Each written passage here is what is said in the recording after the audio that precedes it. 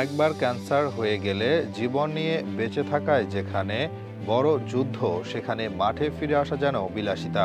এর চেয়েও বেশি অবিশ্বাস্য শুনতে হতে পারে যদি কেউ ক্যান্সার জয় করে মাঠে ফিরে আসে, সেটাও একবার নয়, দুবার।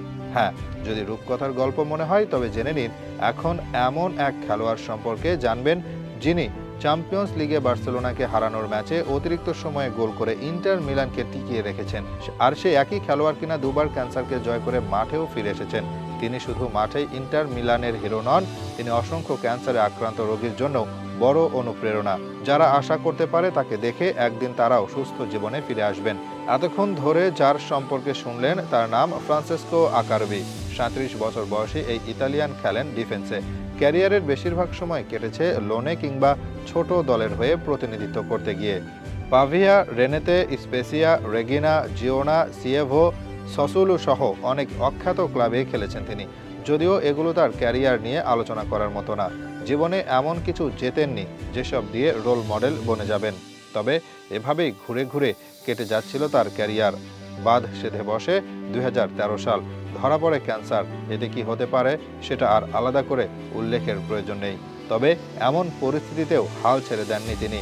সর্বোচ্চ চেষ্টা ও পরিশ্রম করে গেছেন। আর এতে করে ফলাফল হাতে আসতে লাগেনি বেশি সময়। পরের বছরে ঘাতক রোগকে হারিয়ে মাঠে ফেরেন তিনি। তবে সুখ বেশি দিন সয়নি তার কপালে। সেই বছর প্রথমবারের মতো জাতীয় দলে ডাক পেয়ে যখন তিনি উচ্ছ্বাসিত, তখন বছর শেষে আবারও সেই রোগ উকি দেয় তার জীবনে। এত কিছুর পরেও তিনি ভেঙে পড়েননি।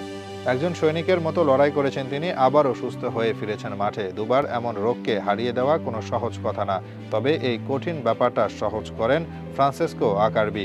মাঠে ফিরে ক্লাবের হয়ে খেলেন টানা 100 ম্যাচ 2018 সালে। এরপর আবারও ডাক পান জাতীয় দলে। যেভাবে চলছিল ক্যারিয়ার, মনে হচ্ছিল শুধু একজন হিরো হিসেবে হয়তো সবার কাছে আখ্যায়িত হবেন তার এরকম প্রত্যাবর্তনের কারণে। কারণ আর যাই হোক, খেলোয়াড় হিসেবে তো আর সফল ছিলেন না তিনি। তবে ভাগ্য যেন এবার সহায় হলো। লাজিও হতে 2022-23 মৌসুমে লোনে কাটানোর পর দলকে সাহায্য করেন চ্যাম্পিয়ন্স লিগের ফাইনালে নিয়ে যেতে। এরপর পার্মানেন্টলি তাকে দলে নিয়ে নেয় ইন্টার মিলান। আর এবার সেই পথে যাওয়ার কারিগর তিনি নিজেই।